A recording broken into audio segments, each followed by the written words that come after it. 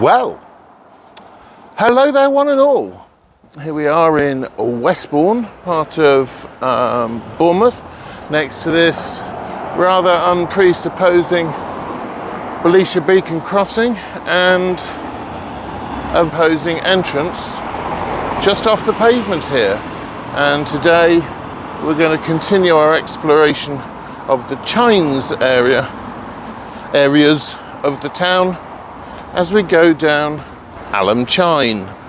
Now, I think I've said on many occasions that the Chines of Bournemouth are all tree and shrubbery lined areas. One is one of the most foliage inhabited,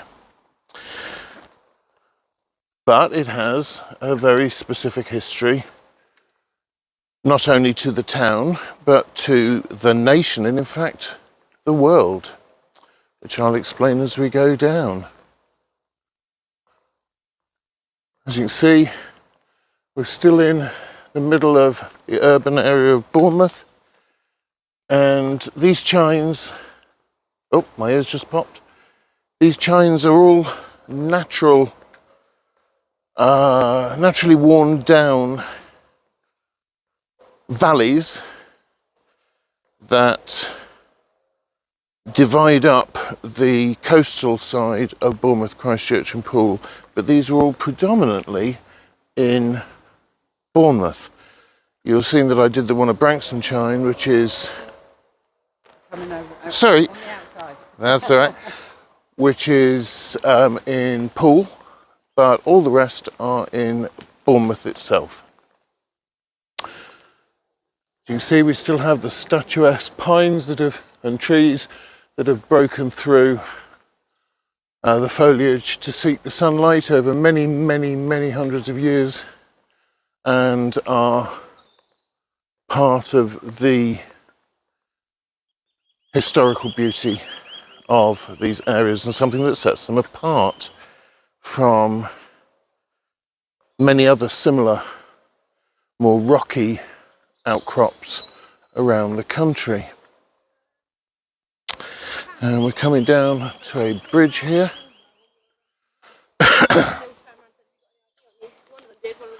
And as we look down, you'll see there is quite a drop down. That's well over 130 foot, because my ears just popped. I'm crossing one of a number of bridges that cross the Chine. And it's of a bridge that I want to talk now. You see there's a footpath that continues through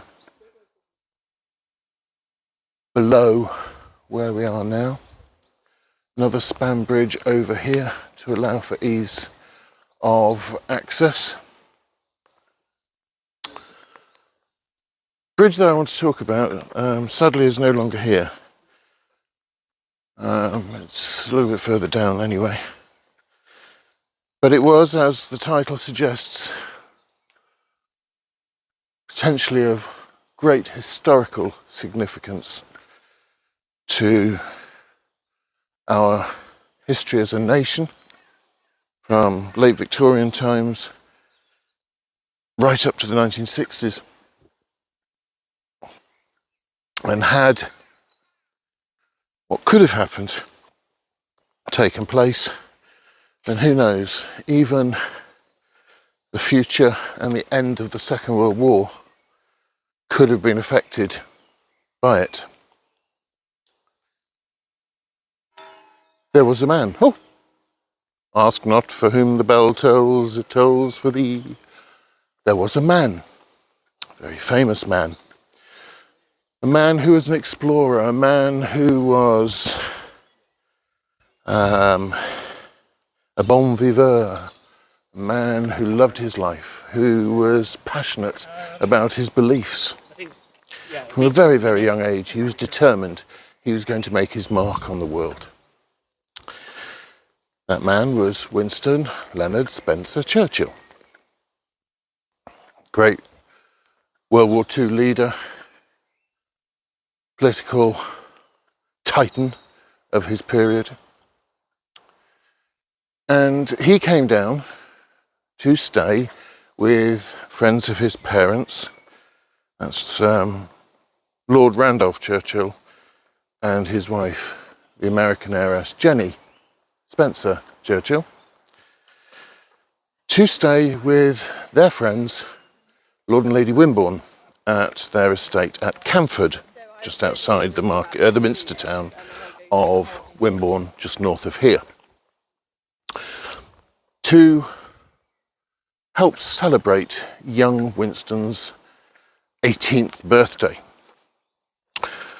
Whilst there, he and a few friends, I believe including the children of Lord and Lady Wimborne, decided to come and do some Chine exploring. They've got to remember that at the time there was nowhere near the conurbation that there is now.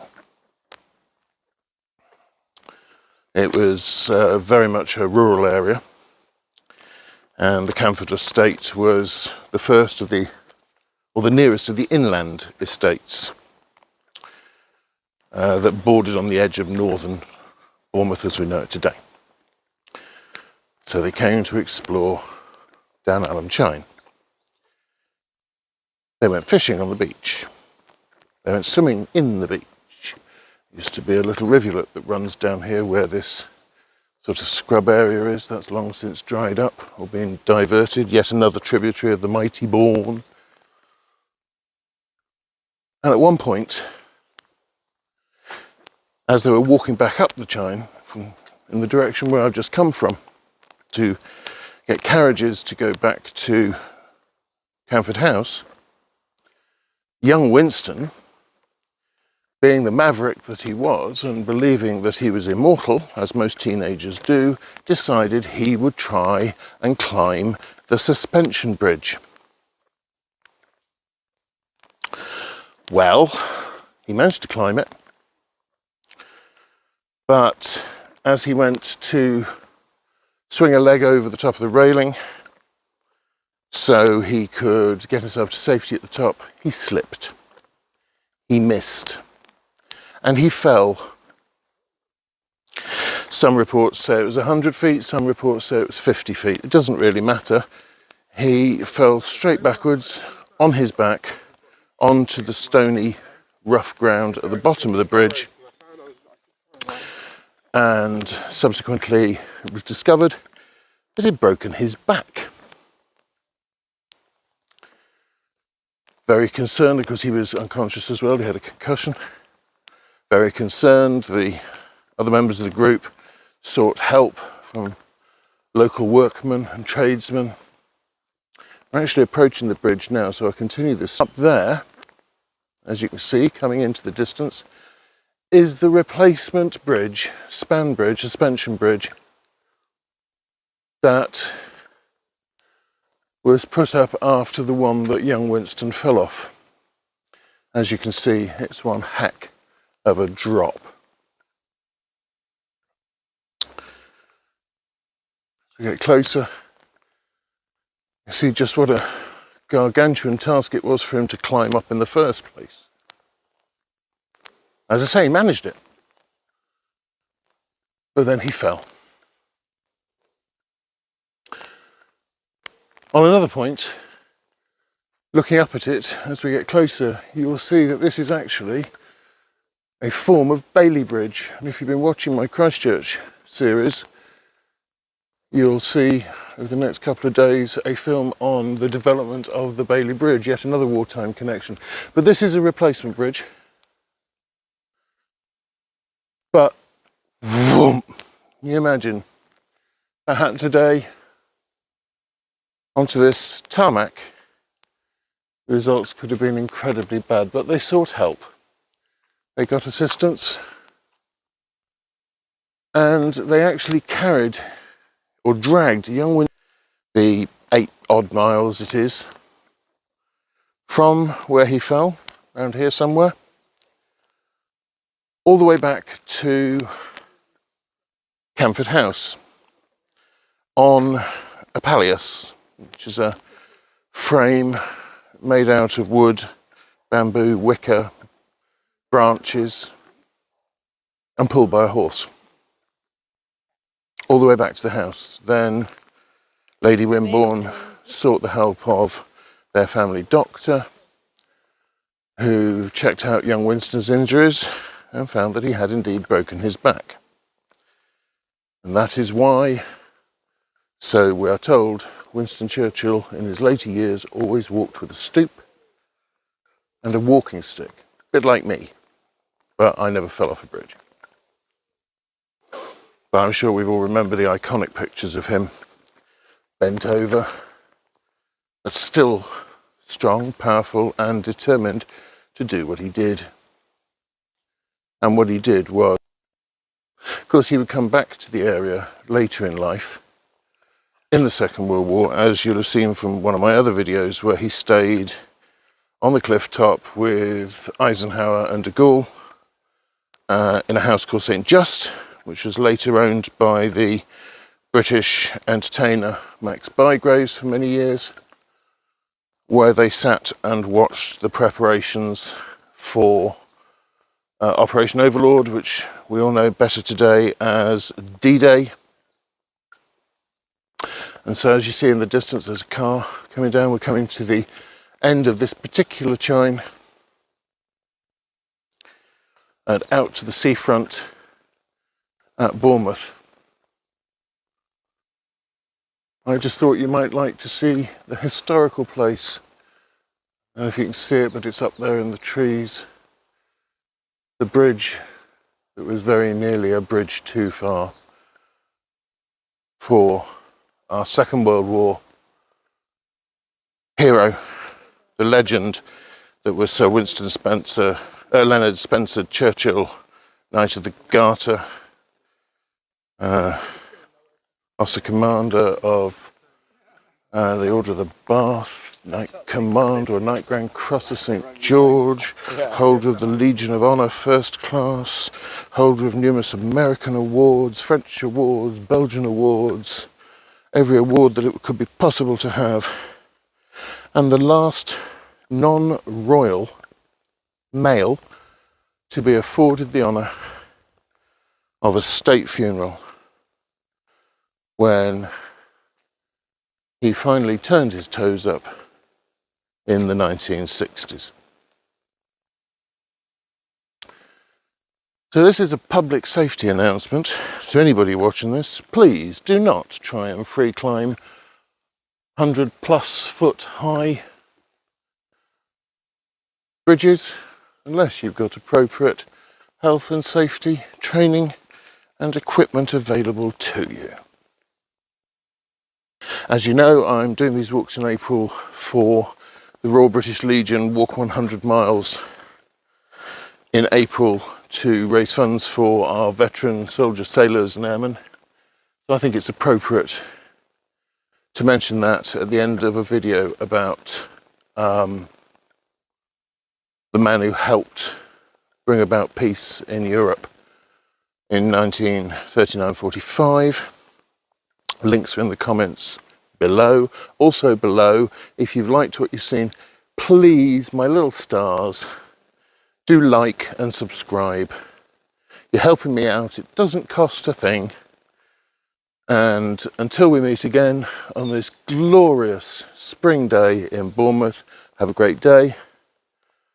Hope your life brings you pleasure and joy unimagined. Ta-ra! I must be mad. And this is hurting. But I thought I'd give you some bonus footage.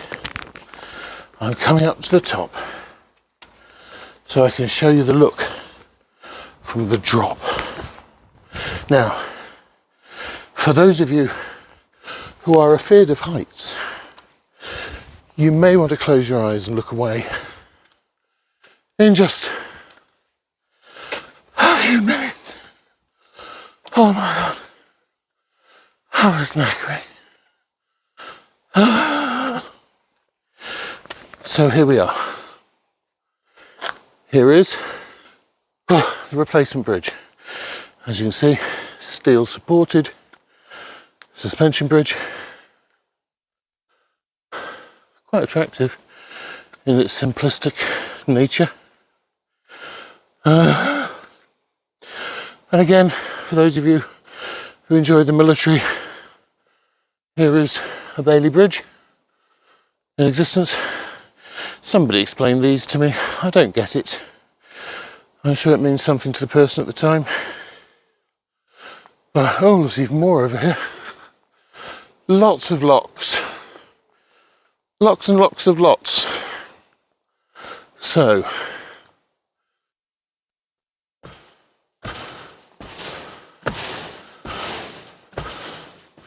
all 18.5 stone of me, because I've lost 1.5 stone since I started doing this. Look, there's tons of the wretched things. Right, about to look over now. If you're afraid of heights, don't look. That's what Winnie fell down onto. Very, very silly. Very silly. Oh, look at that. That's quite nice. They've all had them engraved with their names. Perhaps it's a hen night or something like that. I think it's supposed to be something to do with eternal love and all that sort of thing, isn't it? These locks. But I really don't get them. Nice view through the Chine. Luckily, my phone didn't fall out of its cradle, so that in itself is pretty good.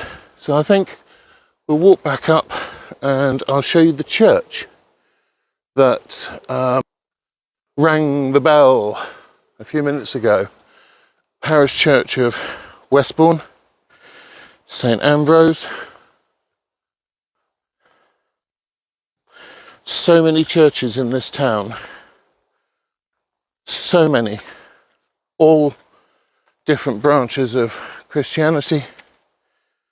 And most of them, in the 40 odd years that I've lived here with my family, since we moved down here, started off full and now struggle to get working congregations. It's very sad. But I'm guessing in a consumer society, if they're not offering what people want and people won't accept what they need, then that's the result. So we're up now on what's called the West Overcliff Drive. The one on the other side where the John Egging Memorial is, the Red Arrows pilot, that's the East Overcliff Drive, divided by Bournemouth Pier. And we're now back, here's went again. We're back at the top of the Chine area. So when I get closer, road tensions. When I get closer to the church, I will start up again. Go further on, through the trees here, just see the classic proto-Gothic stylings of Parish Church of St Ambrose. Nice towered church, but with a spire over the narthex. A small lead and cast iron one. But the real beauty lies in its tower.